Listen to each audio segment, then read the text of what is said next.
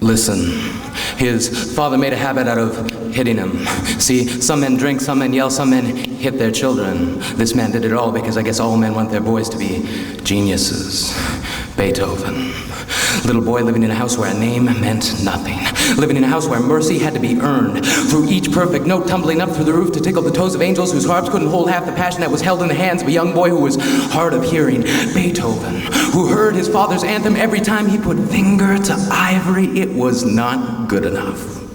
So he played slowly, not good enough. So he played softly, not good enough. So he played strongly, not good enough. And when he could play no more, when his fingers cramped up into the gnarled roots of tree trunks, it was not good enough.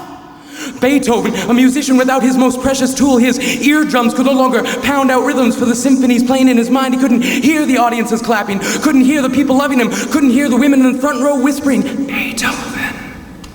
As they let the music invade their nervous system like an armada marching through, firing cannonballs, detonating every molecule in their body into explosions of heavenly sensation. Each note leaving track marks over every inch of their body, making them ache for one more hit. He was an addiction. And kings, queens, it didn't matter. The man got down on his knees for no one, but amputated the legs of his piano so he could feel the vibrations through the floor. The man got down on his knees for music. And when the orchestra played his symphonies, it was the echoes of his father's anthem repeating itself like a broken record. It was not good enough. So they played slowly, not good enough. So they played softly, not good enough. So they played strongly, not good enough. So they tried to mock the man, make fun of the madness by mimicking the movements, holding their bows a quarter of an inch above the strings, not making a sound. It was perfect.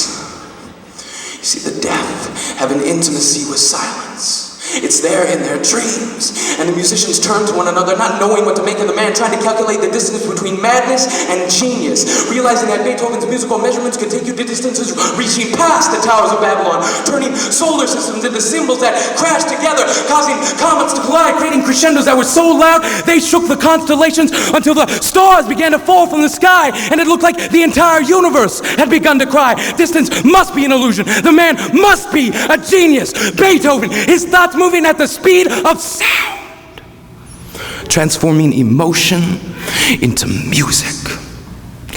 And